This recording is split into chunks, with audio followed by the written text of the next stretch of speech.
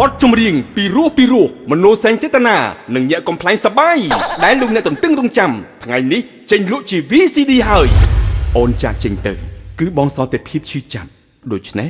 រកសង្សារបងមួយសិនចាំអូនចេញទៅរកសង្សារឲ្យបងមួយសិនចាំអូនចេញឆ្ងល់ណាស់ពិភពលោកនេះប្រុសស្មោះមានតិចខ្លាំងម្ល៉េះគេថាមិនបាយខ្ញុំមិនប្រកាយព្រមតាមគេទៅបើប្រុសស្មោះមានតិចមានតែខ្ញុំមានសង្សារប្រហែលជាខ្ញុំអាចឈប់ខូចចិត្តបើនៅគិតតែប្រុសស្មោះគាត់នោះនៅឯណានៅពេលនេះគ្មានអ្វីឈឺចាប់ជាងពេលនឹកអូននៅក្បែរអ្នកថ្មី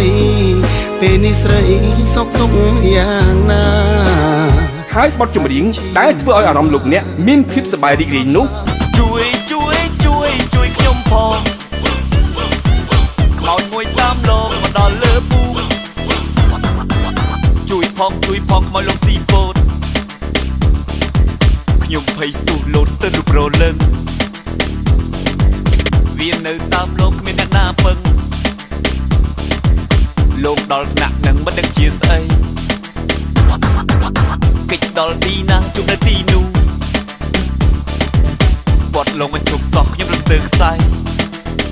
សង្ចិនដែរសង្សារមួយមានអ្នកណាជួយសេងទេទាំងអស់នេះមាននៅក្នុង VCD វត្ត23របស់ផលិតកម្ម Town ចេញលក់ថ្ងៃនេះហើយ Town កំសាន្តអារម្មណ៍ដ៏ពេញចិត្តសម្រាប់លោកអ្នកបើបងគិតថានៅជាមួយអូនបងគ្មានក្តីសុខបងទៅចុះកុំចាំបារម្ភពីអូន